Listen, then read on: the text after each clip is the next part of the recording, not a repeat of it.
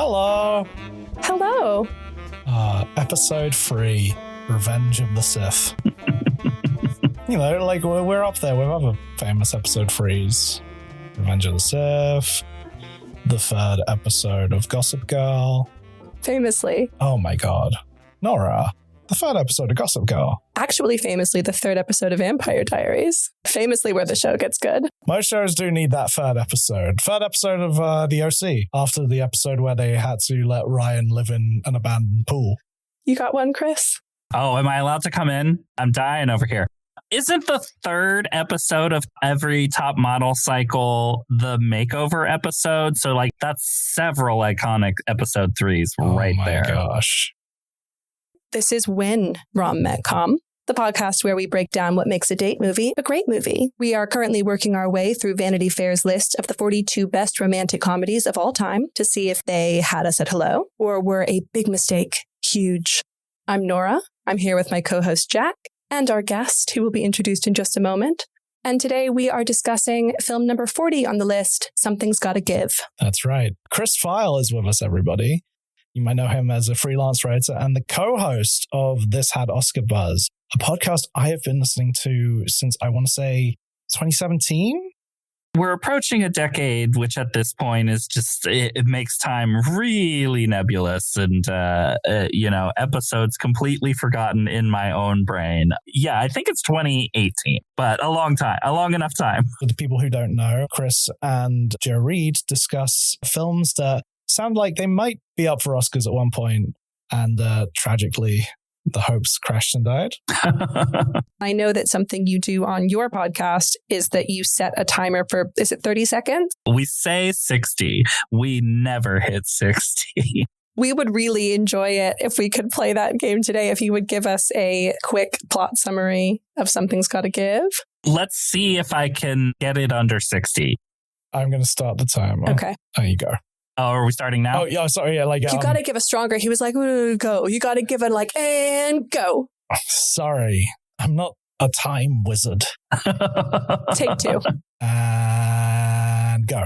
All right, so we meet Jack Nicholson as Harry. He is a 60-something-year-old record executive who only dates basically younger women and moves through them very quickly. He's dating Amanda Peet, who plays Marin. She is the daughter of Diane Keaton, a famous playwright named Erica Barry. While they think that Erica is not at home, they go to her house in the Hamptons, intending to have a romantic weekend, but she is there trying to write her play. In the meantime, before they can, Harry and Marin can actually ever have sex, he has a heart attack and goes to the doctor to be treated for his heart attack, and his doctor is played by Keanu Reeves, who is very handsome and just so happens to love Erica's plays and just so happens to not be gay somehow. While that flirtation begins, there is also a second flirtation that's happening, and that's between Harry and Erica as he recovers in her home.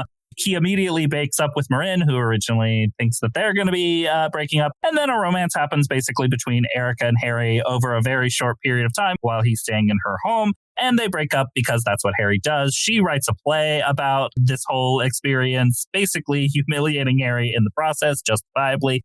He goes on basically a self-imposed wellness retreat to figure out why he is like this and all of the women that he scorned, and he visits them and learns a lot about himself. Goes back to Erica. She's dating Keanu Reeves, so she's kind of moved on, but not really, and they eventually end up together through a very weird epilogue, final chapters, circumstances that go on for way too long.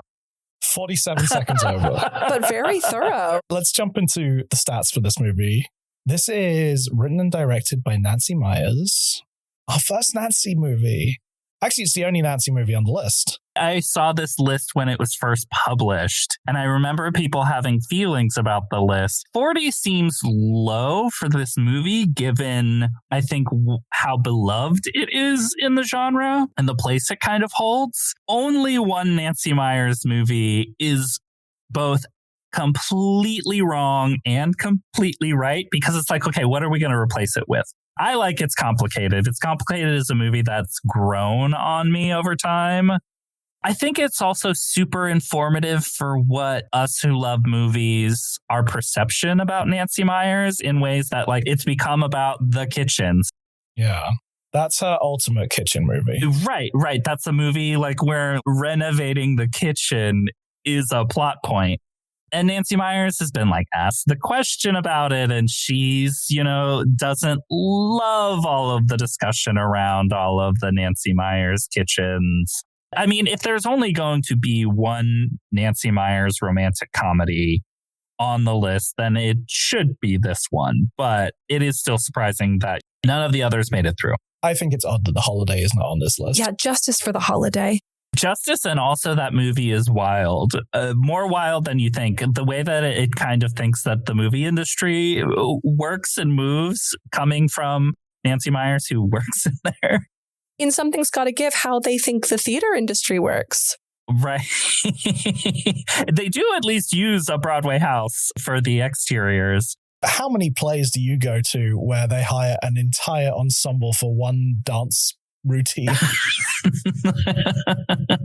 I have issues with that. It would be so extremely expensive to produce this comedy that maybe has French music in it. It also is kind of like Erica Berry is a playwright from another time, because Erica Berry is basically, what little bit we can gloss from her work is that she's kind of like, not even a Wendy Wasserstein. She's more like a female Neil Simon. That's the vibe I got. Even then, it's kind of like a dated, when this movie came out, it was, a decade since Neil Simon had a hit, or like really had new plays being produced. It was only a good 6 years after The Odd Couple Part 2 hit cinemas, lit up the screens. So yes, it's written and directed by Nancy Meyers. It stars the great Jack Nicholson and Diane Keaton, Keanu Reeves, Amanda Peet, and Frances McDormand, and like 2 scenes of Jon Favreau.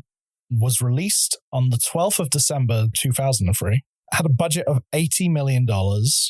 And domestically made $124.7 million for a worldwide total of $265.3 million. And of the episodes we've recorded so far, I believe this has the highest Rotten Tomatoes score at 72%. And those box office numbers, I read somewhere that it outperformed Elf and Love Actually. They were all those sort of Christmas releases that year. Elf from director Jon Favreau. Oh, fun fact. He's raking in the cash that Christmas. Here's what Vanity Fair had to say on him. Here's a little ditty about Jack Nicholson and Diane Keaton, the silver-haired leads of Nancy Meyers' best romantic comedy. Though some industry insiders may have been wary of a film about people in their 50s and 60s falling in love, audiences were ready for mature romance. One that involved a hilarious sex scene in which Keaton's character takes Nicholson's blood pressure to make sure he doesn't have a heart attack during the act. The film grossed over $266 million worldwide and nabbed Keaton an Oscar nomination. It also gave us a heartsick Nicholson, a lady killer on screen and off, crying over a girl for a change. It's by Chris Murphy. I love Chris Murphy. I have watched 4 movies so far for this podcast. I think at the moment, this is far and away my favorite. Not that I've disliked any of them so far, but I just really liked this movie. I've seen it before, but this was your first time watch, Nora? Yeah, I had not seen it before. I remember being out with you recently, even before we had the podcast, saying that, we should watch all the Nancy Meyers movies, and found out that you had only seen The Parent Trap and The Holiday. Why would you out me like that on my own podcast? I was really excited that you got to watch this one. Yeah, I loved it too. And Chris, I'm assuming you've seen this. Oh, of course. I hadn't actually watched it in a long time. This is just one of those movies that feels like is always in the ether. So I'm curious, Nora, how much you had spoiled for you, or how much you knew of the beats of this movie. I saw this opening day with my grandmother. I've always kind of been in the tank for this movie. And then this rewatch, and you get to the third act of the movie. It's like, I didn't really remember much of this. It kind of takes the movie a while to get out. But yeah, I love this movie. I love Keaton's performance, even Jack Nicholson. And maybe I feel more appreciative of the Nicholson performance now than I did at the time, because we haven't had Jack Nicholson in movies in basically about this era. This is one of his final movies. And it's so kind of emblematic of late stage Nicholson and the type of charm that he was really leaning into, and the way he was kind of unpacking his own persona, his own screen persona, is really, fun to watch now with some hindsight. Yeah, I think it's funny with Nicholson like that, because I'm watching the movie and I think anyone else who looks like Jack Nicholson looks like in this movie would not be able to pull it off. But because he has that history and that charisma, and it's who he is, leading into that sort of like screen iconness of it all, it works. And I started thinking like, I kind of want Leo to do something like this. Yeah, I'd like DiCaprio to like lean into the fact that he won't date any woman under 30. I was like, DiCaprio could do this. Well, DiCaprio's not 63, and it's true about it. Yeah, the further he gets from his boyish looks, the odder he seems to look, I find, with Leo. Same with Nicholson. And yet there is still the charm that is undeniable. Listeners will hear it when we talk about Anyone But You. That movie, when it works because of movie star charisma, I think. And I think similar on this one. Mm-hmm. Jack and Diane are such a get for this movie. It was written for them as well. It was an interesting question about how much I had spoiled. Mm-hmm. When we decided to do this podcast, I read a book called From Hollywood with Love by Scott Meslow. And there was a chapter on this film. So I had all of my spoiling done by that. We're going to mention this book constantly. It's an incredible book. I recommend it. Solid audiobook as well. Mm-hmm. But I still got to enjoy all the moments and the journey. At the time that this movie came out, there was such a big deal made out of the nude scene. Mm. And I feel like it's not something that people really talk about when they talk about this movie. I think they talk about, movie star charisma before they talk about that scene. But of course, there's all the condescending press at the time towards Diane Keaton, like, isn't it so brave? Probably that sentiment helps her get the Oscar nomination for this movie, on top of just like this career comeback moment. I really remember that discussion as well. And I did not see this movie in cinemas. I think it was rated 15 over here, and I would have been 13 when it came out. But I do remember the discussion going on. The scene where he walks in on her, that was a big oh, come on. It wasn't controversial. But it was one of the things the movie was sold on. It was definitely in the press, and like asking her about doing that at her age, which the movie makes it seem like she is 80 years old. She was 57 when she filmed this. And like, it's about that perception of a woman once she hits a certain age and how ridiculous that is. But I guess the underscoring of the fact that it's like, she's not even in her 60s, she's still got a lot of life. She does look great in this movie. I do like that she does look, again, she looks her age beautifully, but you would compare it to Anne Hathaway in The Idea of You. She's turning 40 and she looks 28 in that film. So her dating a 24-year-old pop star is really not that shocking. Right. I just watched that movie this week for the first time because I love Anne Hathaway, but I'm just late to the party on that movie. And that's such a great movie about having bangs. In both sense of the word. Right. It is also Coachella propaganda. It makes Coachella seem like it's something that is tolerable. It's on the list. So in a few episodes, we'll be covering it. The Idea of You is above Something's Gotta Give on the Romcom list. A film I like a lot, but definitely not a bucket of laughs. Like, where's the comedy? Exactly, yeah. I mean, it is a rom. I mean, it is like my favorite subgenre, which is woman self-actualizing. Which so many of these movies are. Yes, that's always true of the genre.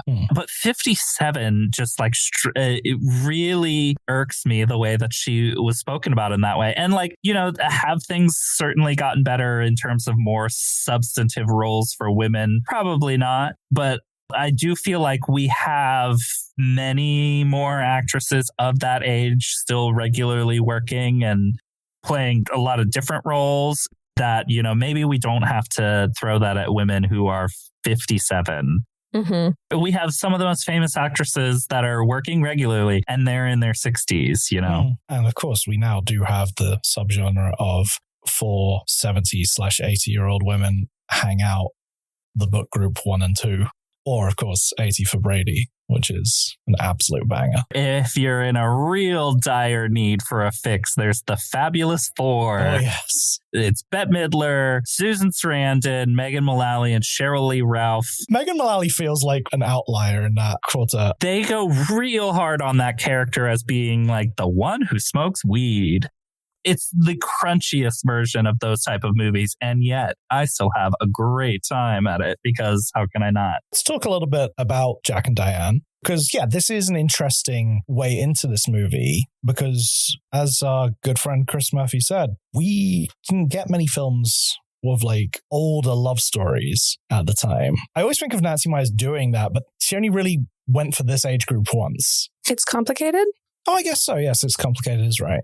I'm just thinking of The Holiday. The real love story of The Holiday is between Kate Winslet and Eli Wallach anyway. So that is kind of like an older, generation or cross-generational romance. Yeah. Around this time, Nicholson is post his second Oscar for As Good as It Gets, playing, is that character called Harry as well? I would believe it. I haven't seen that movie in a long time. Wait, I need to look this up. No, his name is Melvin. We would have believed you, though. You idiot, Jack.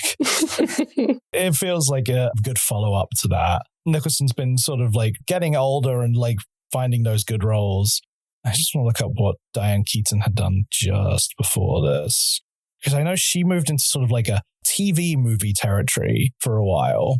She'd worked with Nancy on the Father of the Bride movies. And yeah, she's just done Hanging Up as well. And Town and Country. So she's not in the world's best place at that time. Yeah, those are two not well-received movies. And Town and Country is kind of a notorious bomb situation, where they spend so much money on that movie. They do expensive reshoots. It sits on a shelf for 2 years and then, of course, comes out and bombs. And nobody involved really wants anything to do with it. This was a big comeback for her, wasn't it? Especially as a romantic lead. And this was a major motion picture with a huge budget, which only Nancy Meyers could command because she's also coming off of doing What Women Want, which I believe at the time was the highest grossing romantic comedy ever. Highest grossing film directed by a woman. And not a great one. Not a great what? Movie. Oh, I was not a great woman? Let me tell you something about Nancy, all right? No, I love Nancy Meyers so much. I was heartbroken when her last movie got cancelled. Right, because she's talked about she does have a large budget for her movies. And that's because all of these environments, I'm sure this entire Hamptons house that, looks so aspirational and it creates to the vibe to the movie. Those are sets. Yeah. She meticulously creates all of these things. They don't just find the perfect house and film in it. But yeah, I was also super disappointed when that project got canceled because she's talked about not being able to get the type of budget that she needs for the movies she wants to make, despite all of her movies basically making money and her being a known name to even, just casual movie fans. But of course, the only place that would throw the money at her is Netflix, which, it's like party candy over there. Even that didn't go forward, so it's a real bummer. Yeah, it is. I remember the announcement because I think it was $150 million budget, and people were balking at it, being like, "Oh, why should a romantic comedy cost that much?" That's the vision she has, and she can get that money. Why shouldn't it? Mm-hmm. Netflix spent about $200 million on The Gray Man. The what? Exactly. Right. Thank you for proving my point. And it's not just about the box office and the original gross. Nancy Meyers makes movies that stick around, that make money in perpetuity. Her movies have a place in the cultural consciousness. And it's an interesting conversation to have on this podcast because we are talking a lot about what makes a rom-com, what differentiates it from just a rom or just a com. And so many of the films we're going to be talking about are lower budget. Because I do think there's a lot to be said for how this movie looks and how those sets make you feel and how they represent the characters who we spend the time with and fall in love with in this movie. And that comes from sort of meticulous planning and set design. She cares so much about this world. And because of that, so do we. I guess my thought is, why do we think rom-coms deserve less money than other genres? Why should any movie cost $150 million? That's a good question. I'm completely with you on that. I agree. And it's actually when I used to host my former podcast, Truly Happily Madison, a look at the films of Adam Sandler, talking about like ballooning budgets. I believe Jack and Jill, a movie where Adam Sandler plays a guy and his own sister, I think that cost $90 million. And that's not a good looking movie. And then you look at Something's Gotta Give, which like even the like really obvious green screen shots in this movie, this is still a good looking movie, but also the aesthetic of the movie informs the emotion of the movie and therefore like informs our relationship in the audience with the movie and like our connection to the movie. You know, and of course, it all reeks of misogyny. Yes. This idea of, well, why should this type of movie cost as much as movies about things that go pew pew and boys fighting? We can only spend money on car chases, explosions, superheroes, and stuff that guys like. Do you think she got the money for The Holiday because of the action sequence she has with James Franco and Lindsay Lohan?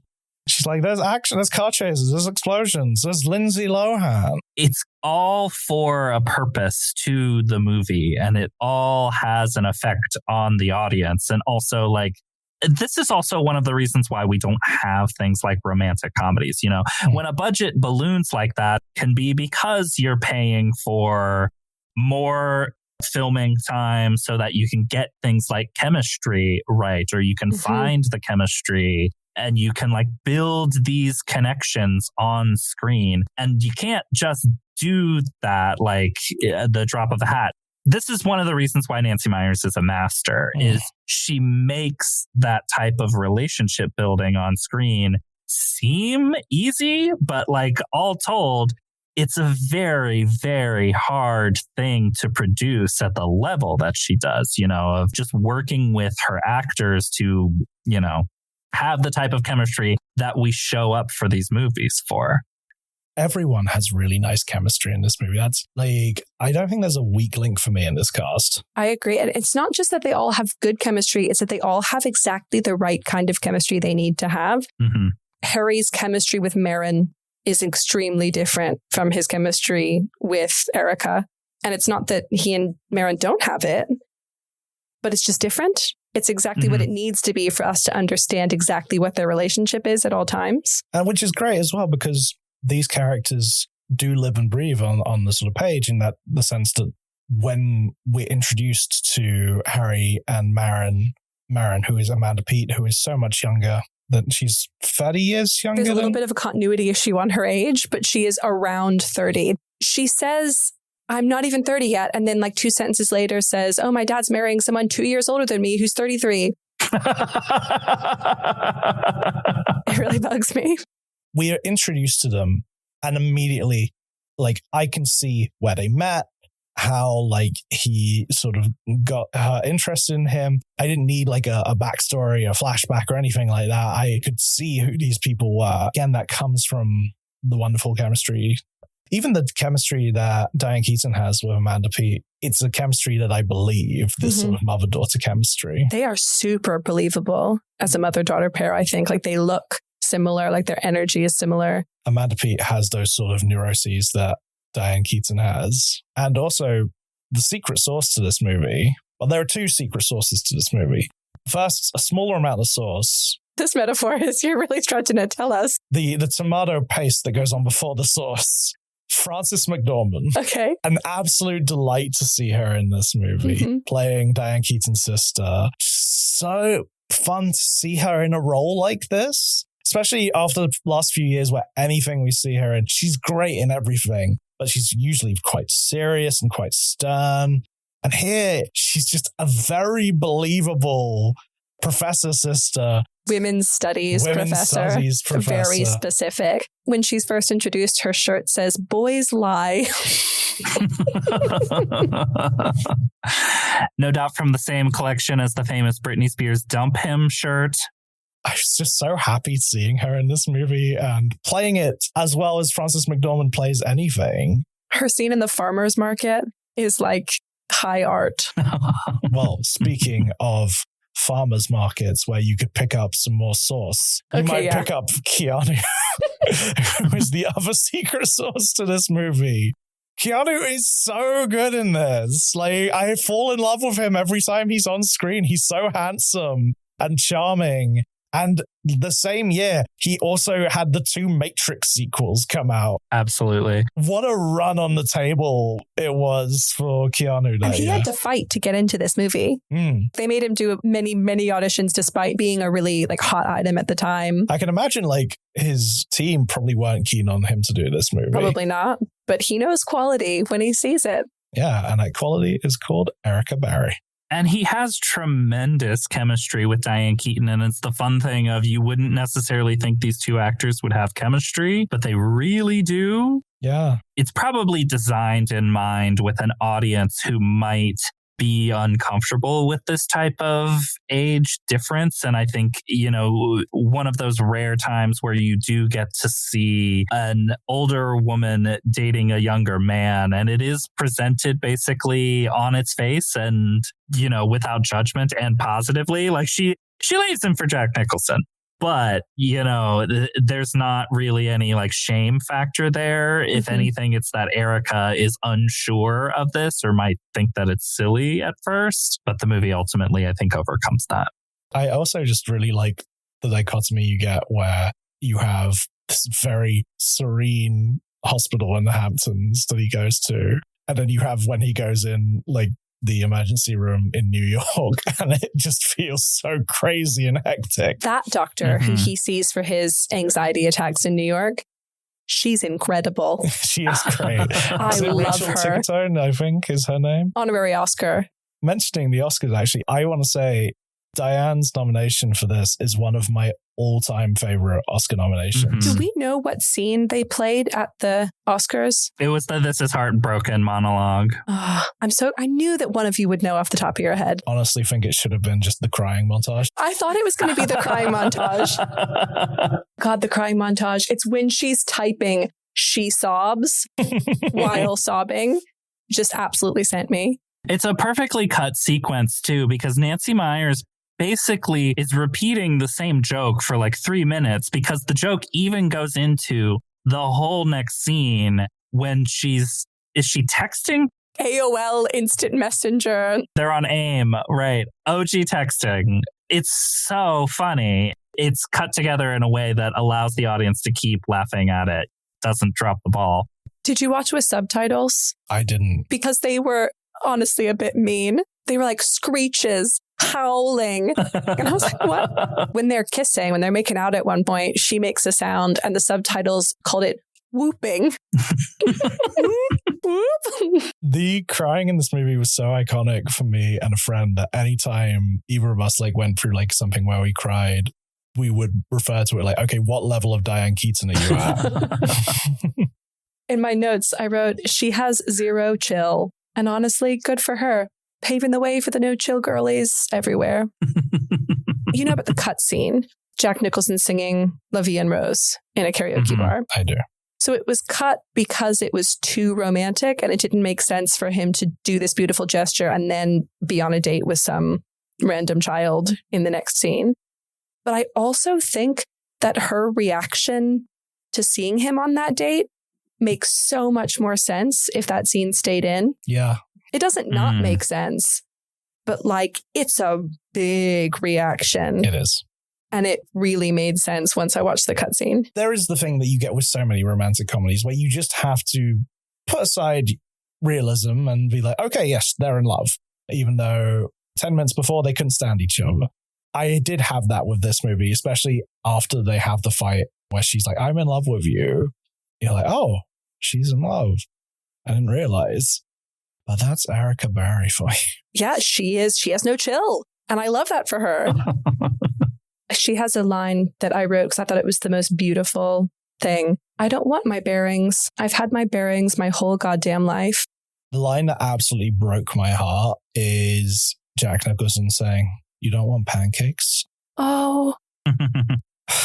Yeah. And he delivers it in such a way where I'm like, I don't think I've ever heard Nicholson talk like that before. And the way that she looks at him when she's like, no, I don't. Yeah, because her daughter's shown up, who is his sort of girlfriend. And I believe this is the moment when it really kicks in the movie where they're reminding Erica and the audience, they never had sex. They never had sex. Is it just me that thinks that it's actually not a huge deal if they did? Like, I think it would be more of a huge deal the opposite way. If she slept with someone her mother had previously slept with? Yeah. It is the type of thing that feels like a studio note or just Nancy trying to cover her bases, making sure she's not losing the audience. We got to say it one more time in case anyone went to the bathroom or missed it. That Studio they have note not makes had sense. sex. Studio note, or I'd say a note from Hallie and Annie, Nancy Meyers' daughters. Oh, I was like, the kids in the Parent Trap? Named after her own daughters. I love it. That's cute. Basically reading it, being like, Mom, you have to remind us they haven't slept together. Even though, like, that's kind of the plot of the movie up to this point. Right. Nicholson has this heart attack when he's about to have sex with Marin, which leads to, the great sort of running gag of nitroglycerin. I bet this movie saved lives. You know what? Honestly, yes. That was like a clip that was shown a lot before this movie came out. I remember seeing that like on TV. What, where he rips out the IV? He rips it out. It's so good. I just think this movie is really witty. It's never like belly laugh funny for me, but it is so clever. You can't help but just fall under its spell, I think. I had laugh out loud moments. Did you, Chris? Oh, definitely. I mean, the crying scene alone, which we kind of already talked about. Frances McDormand brandishing a knife is itself a funny image. For me, the blood pressure honestly it's the fact that like she stops Very to take funny. the blood pressure and then they can't like read it. So they're like getting out the reading glasses. Trading glasses. Yeah. She like throws the blood pressure cuff. The blood pressure cuff landing on the beam of the ceiling is very funny. But it's also so beautiful for what this movie is. It is. And I think just the performance of the blood pressure scene from Diane Keaton, the level of enthusiasm she has for his blood pressure reading is so funny. Yes. And it doesn't read as false. It's not like, oh, we're being kooky and comedic. Like it felt very real and grounded. Mm-hmm. Yeah. And actually, I think I laughed the scene later with Keanu Reeves where Nicholson is saying, like, because he's been told he can't have sex unless he walks a flight of stairs. And he's basically like, yeah, I've been walking up a lot of stairs. Several times. Especially to this guy who's very clearly interested in the woman he's been. Well, has already been on a date because she says, don't brag about this to your doctor. And he says, I'm discreet. But then he goes and without saying it, says that he had sex. Walking up those stairs. Once again, just Keanu playing it beautifully. I am so in love with Keanu in this film. Oh my God. I mean, it's not hard. The man knows how to wear a turtleneck. I hate turtlenecks. That's my biggest problem with this. I like the symbolism of the turtleneck and the fact that after the one gets cut off, which God, that's hot. She never wears one again. Mm-hmm. Nora, one of my notes is the cutting of the turtleneck is hot. I wrote, cut it off. Hot. 3 fire emojis. Also, she has a beautiful neck. She covers with... Yeah, like women who are aging often cover their necks because that's where you start to see lines. She has a beautiful neck. Get it out. Show that neck off. Yeah, the V-neck she's wearing later. I was like, yes, please, décolletage. Later tonight, maybe I'll let you see my neck. But again, this is part of how Nancy Meyers thinks about these movies. And again, where the budget sort of goes into these like well-placed turtlenecks. Erica Berry would spend a lot of money on her turtlenecks. Oh, another thing I noticed, the way she's walking after they have sex. Do either of you remember it? I do know. It's like the next morning and they were like, oh, we slept for 8 hours, which that is so sweet. That is really sweet. That's actually already the second time we've seen that trope and we've only recorded 3 episodes. They're like, I can't sleep unless I'm with you. But it's the next morning she's walking out to the kitchen or something and she is walking like really weird. Like she's had sex with yes. Maybe just as a woman, I noticed it. I was like, ouch. This is now actually just reminding me of the one piece of casting in this movie where I'm like, it's not bad, but that's who you went for? Starsky from Starsky and Hutch as her ex-husband. Yeah. Erica is definitely a Nancy surrogate in some way. Yeah. The stories behind Nancy's relationship with Charles Shire, far too much to get into on this podcast, but there's definitely an element of Starsky is playing, and I'm just going to call him Starsky. But yeah, he's definitely playing a Charles Shire type. They do have a sort of very nice relationship within the film. And even the scene where he is with his very young new bride-to-be comes off well. I think Nancy Meyers is usually so good at packing out her cast with interesting people. And I'm just not sure Starsky's the right level for me. He has the right look, though, of somebody Erica would have had a child with. The guy, I'm not begrudging Starsky getting a role. Next year, he's also in the Starsky and Hutch movie, so, he's doing okay. I surprisingly have less notes for this movie than any other film we've covered, just because I think I just ended up watching so much of it. Yeah, same. I had to go back and make sure I was writing notes the second time. And we talked about this a little bit, but the argument that Frances McDormand makes about how an older woman can't date a younger man in the way that Harry is dating Marin, it's interesting because now that feels like the opposite in films, because we are getting so many more older woman, younger man, May December romantic comedies coming out. Right, because in the post-Me Too era, that does not feel threatening or exploitative in the way that it does with an older man and a younger woman. Exactly. Because what we've got. The Idea of You, Bridget Jones 4, the one with Baby Emma Girl. Thompson. Oh, yeah. Baby Girl. Emma Thompson, Good Luck to You, Leo Grand. Thank you. Good movie. And the one with Nicole Kidman and Zac Efron. A Family Affair. That's it. I was just watching Frances McDormand sort of go on about it in this, and I was like, yeah, the future is now, baby. One detail I really loved was the symbolism of the colors and the white stones that she picks up.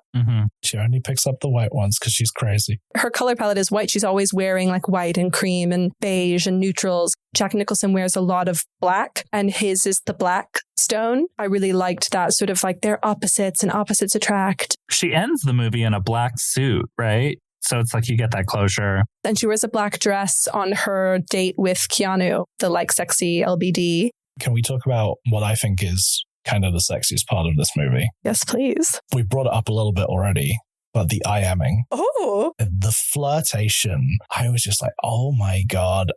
I guess it might help that I am in a relationship at the moment where most of my flirting is text-based. Welcome to 2025. I really enjoyed their back and forth. I loved how he would write. I loved that they had different fonts. Her house is so big that they have to AIM within it, which I enjoyed. Okay, but there's something about that in the context of a movie is really flirty and cute. Like he could just go down the hall and talk to her, but that he sends the message makes it feel a little extra cheeky. Like the bit where they're just like talking about meeting in the kitchen. So cute, so flirty. And I was just like, come on. And he knows she's hungry because she would not have actually eaten on that date. And he is correct.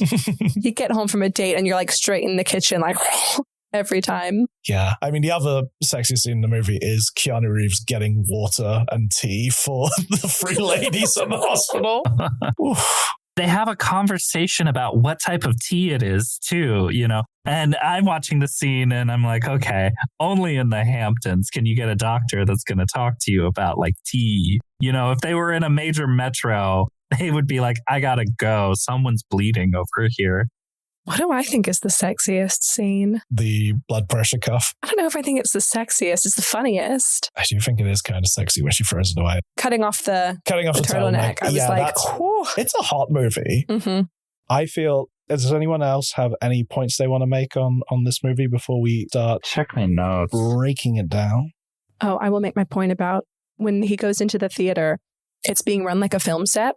In no theater production are we checking costumes, running tech cues, auditioning an actor, running scenes on the same day. I was so mad. That's not how that works. What's the play called again?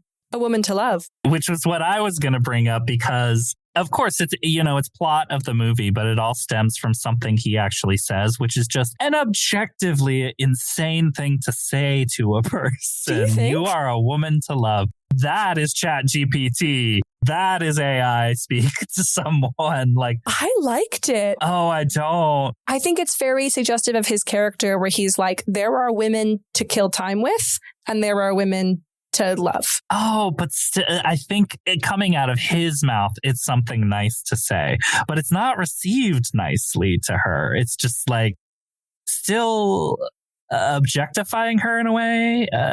Oh, yeah, she definitely, because she goes, what? But then in Diane Keaton's Golden Globe acceptance speech, she said it like 3 times. She was like, I get to play a woman to love in my 50s. So it's like when he first says it, it's a bad thing. But by the end of the film, it becomes a good thing, is how I see it. But I get why you don't like that line. The sticky part of that, like it obviously has an evolution throughout the movie. But what's sticky to me in my brain is that feeling that Erica gets where she's like, I don't know if I like that turn of phrase. I don't know if I like it. I think I could make that line work. Try it out. Report back. Nora. Stop it.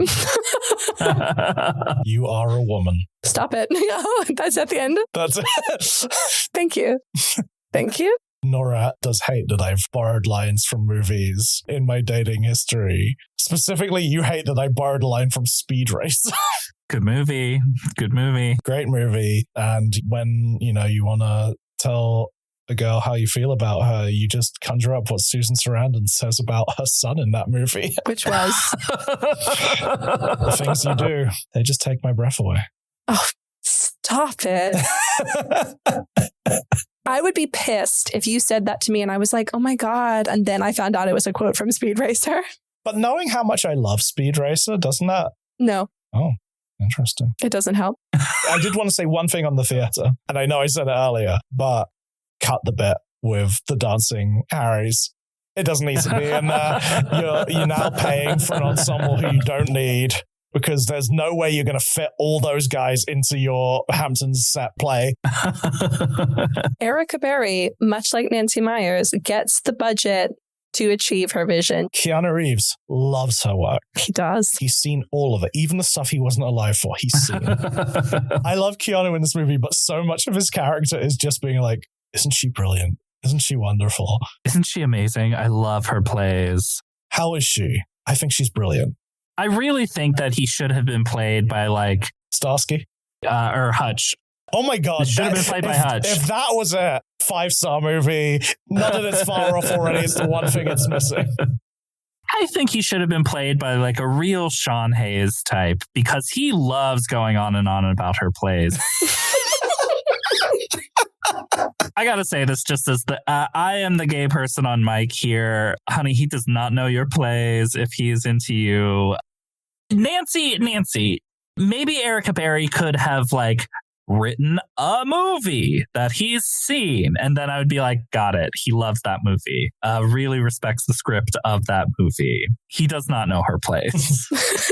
As someone who loves the world of stage and has dated someone who has written for the stage. This is no judgment. You are a rare breed. No, but I'm going to tell you right now, I had not seen her work.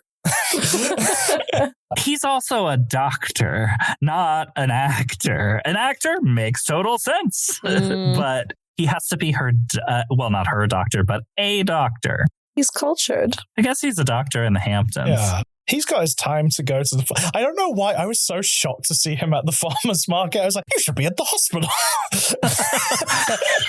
What do you mean dying? You don't live at your place of work? Chris, was there anything else you wanted to cover? It's weird because usually there's more bit players in Nancy's movies, but this, because I'm like, okay, so there's definitely like a New York theater actor that I'm forgetting, and maybe there is, but I feel like we kind of covered it. What a great thing to bring up, because we didn't talk about the use of butterfly in the opening credits. I was hoping we wouldn't because I was going to say that. Is that your wouldn't do? No, I would do that. I would put Butterfly in every opening credit sequence if I could. This is why Nancy Meyers is a genius, because she knows how specific of a choice it would be to put that over a montage of a bunch of women in their 20s and absolutely like do half of the heavy lifting of telling us who this character is. And he's not even on screen yet. Like, it's so brilliant. While just seeming like, oh, here's a pop song. I love that choice. Yeah, it's so incongruous because the rest of it's like instrumentals of Vie En Rose. Right. Like, it should be a little vulgar, right? Like, and then we get Maroon 5 for Keanu's triumphant return following the farmer's market. And like the rest of the film is sort of very classic, like French music. Yeah. So it's interesting how they use those pop songs. They're doing a lot of heavy lifting. So was using Butterfly your would do? I would saucily I am my crush after she got back from a date, gets me her to make me pancakes. Mm-hmm. Saucily. I like that. Yeah, secret sauce. I would not make Diane Keaton cry. Never. I couldn't do it. And what have I done? Cut a turtleneck off someone. Yes. I have written a play while crying. There you go. Chris. Okay, I hate that answer for what you wouldn't do because it's too perfect. I would go away to the Hamptons for a weekend just to have sex. I wouldn't. I mean, like, this is not me patting myself on the back. This is not me trying to get controversial. I wouldn't date someone younger than me. Like, literally, that's not appealing to me. Are you a rule of 7 person? Okay, so half your age plus 7 is the youngest you can date. So if you're 30, half of that is 15 plus 7, 22. No, because that would be 26 for me. No. What is your rule? How young is too young? Maybe I'm rule of 7, but it's like 7 up, 7 down. Okay. I will date someone older than me if I'm not embarrassed to mention how old I was when a historical event occurred when I'm in front of them. I would date someone older than me. I'm from the days where everybody had comments about like Anna Nicole Smith dating the man who was on death door. And I'm like, well, that makes sense to me. Mm-hmm. They're clearly in love. They love each other. They figured it out. But like, I couldn't be the older person. If Sarah Paulson and Holland Taylor can make it work. It's true. I wouldn't want to be the older person either, because I'm at that age where if someone is like 6 months younger than me, I'm like, you are a child. Yeah, the idea of like dating people in their 20s. Oh my God, like they want to go to clubs. Absolutely not. Based on you who recently said, I really want to go dancing. Yeah, but you notice I haven't done it. Chris, what have you done? Okay, this is hopefully not too personal, but I have had sex with someone recovering from heart issues because in 2023, my husband had open heart surgery. Oh, wow. It was one of the questions. Yes, his doctor. The answer was, you're not going to want to do that. Whenever you feel like you want to do something along those lines, that's when you're ready. But it's going to take a minute. So, was there a blood pressure cuff? I mean, maybe. Interesting. At that stage, there's a constant checking of that just for paranoia. But if you can make it sexy, make it sexy. I mean, I cut off my turtleneck beforehand. Does that help? Yeah. Amazing. My would do. I would write a play that is just way too autobiographical. I would not stand up Keanu Reeves. Ever, under any circumstances. That's so sad when he stood up. I know. And then she just never calls or apologizes. She didn't even send him a little AIM. What do you think his font on AIM is? Courier New. That's what I was thinking. Something like very just straightforward. Every time she sends him a message, she's like, that's brilliant. I love your writing. I think you're wonderful. I like the way you phrased that. I have made everyone uncomfortable with a feminist rant that nobody asked for. Yeah, I've been there. Nora, do you have a game for this episode? I do. We play a little game on this show, Chris. I'm familiar. We do a lot of games on my own show. I'm well aware. I say we play a game. We've not actually played a game on the show yet. We keep trying. So this film came out in 2003. Do you happen to remember who won the MTV Best Kiss Award in that year? Okay. Context for this, Chris. My favorite award ceremony every year is the MTV Movie Awards. Oh, rest in peace now that they're whatever bastardized version they are. So that's gonna be, if it's the 03 ceremony, it's 02 movies going into 03. I imagine you're probably right. Oh, God, it's hard. Talladega Nights is 04 because I'm pretty sure. Talladega Nights is 06. Oh, it's 06. Okay. Anchorman is 04. I'm pretty sure that won one of those BS, haha, isn't it funny that gay people are kissing awards. Is American Wedding in there? For 2003? Yeah. No. We have mentioned one of the nominees already on this episode too. We have mentioned two of the nominees. But we haven't mentioned the winner? We have not mentioned the winner. Okay. The winner is an incredibly iconic film kiss, which I agree should have won this award. Is it The Notebook? Oh, is it The Notebook? Or is that the next year? That's the next year. It is not The Notebook. Yeah, because that's post Mean Girls. Is it Love Actually? It is not. Think like even people who don't like romances know this kiss. Oh, 2002, Spider-Man. Yes. Yes. Oh, of course. The upside down kiss. That's the best Objectively kiss. Correct answer without even hearing the other nominees. Oh, yeah. Possibly my favorite kiss in a movie. It's up there for sure. Gotta pick a song. Butterfly, the song of the movie for me. Yeah? Yeah. What do you think, Chris? I would also have to say Butterfly. Cool. All right. I mean, listen, you're going to have other opportunities to add Vie En Rose or some version. There's not really like one of the iconic Vie En Roses in this movie. But the use of Butterfly is so perfect and so deranged that like it has to go on. Yeah, I hear you. Can I throw in a pity vote for Sunday Morning, Maroon 5? It's your pity vote. You use it how you want. Onto the Romcom breakdown. Beautiful little segment where we break down what makes this a rom-com. We rate from a scale of 1 to 5, the leads and chemistry, supporting characters and story. And then on a scale of 0 to 100, we do the rom-com balance. Close to 0 is more romantic. Closer to 100 is more comedic.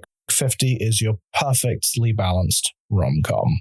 So for leads and chemistry, Chris, what are you feeling? Oh, I mean, top score. 5? Absolute top score. Oh, yeah, 5. I'm a 5 on this one as well. I said 5. Yeah. Supporting characters. I'm going to have to say like a 3. Interesting. Frances McDormand is kind of pulling for it. I mean, Dr. Mercer is absolutely essential to the movie, but like how much could we actually say about him as a person? Outside of saying that he loves her work. Yes. You know, so supporting characters, it's a 3. I was leaning towards a 4. I think I'm going to go for a 3.5. You've been influenced. I went 4. I love Keanu. I do love Keanu. Him. And I love Amanda Peet in this. Mm-hmm. And also, let's say, I've got to vote it down for Starsky. Okay. Story. For me, the like final 20 minutes of this movie is messy enough for me to go down to a 4.5. But, you know, the impulse to just give it a 5 is strong. I agree with you. I think I'm actually sitting on like a 4 for this one. I love so much of it, but I think there's just a little bit holding it away from me going any higher.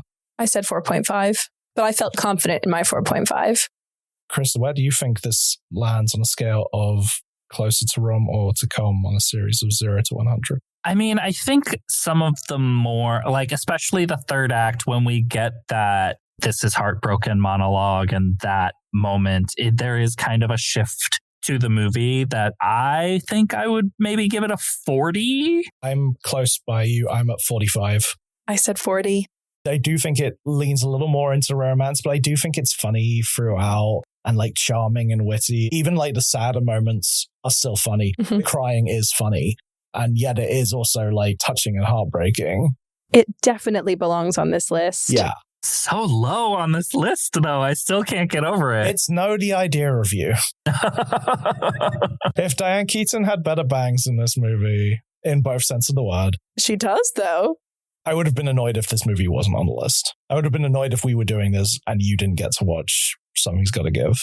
Where would this go in your rankings, Chris? Do you think it needs to be higher up? Where would it be for you? I mean, it might be like just outside the top 10. I think it would be very easy to come up with like 5 absolutely incredible top 10. So I don't want that to sound like faint praise to this movie. But like, what did you say? It was at 40? Yeah. That's too low. If you're ranking things like The Idea of You, which is not really a comedy in any sense, it's too low. Yeah, it could very easily be higher. I don't think it's top 10 for me, but I think it's very good. I'm struggling with my rankings because there's like things that I objectively appreciate as like that is a good film and things that I want to watch over and over and over again. And I think this one leans a little more towards column A for me in that I'm like, God, it's beautiful. It's so good. I really, really enjoyed it. Am I going to watch it 10 times when I'm like PMSing? Probably not. Chris, I meant to ask you this earlier. Do you have a favorite rom-com? I mean, it's hard to top When Harry Met Sally because that's just like a perfect movie, period. I mean, maybe I would say When Harry Met Sally, or I would probably say something like Bringing Up Baby.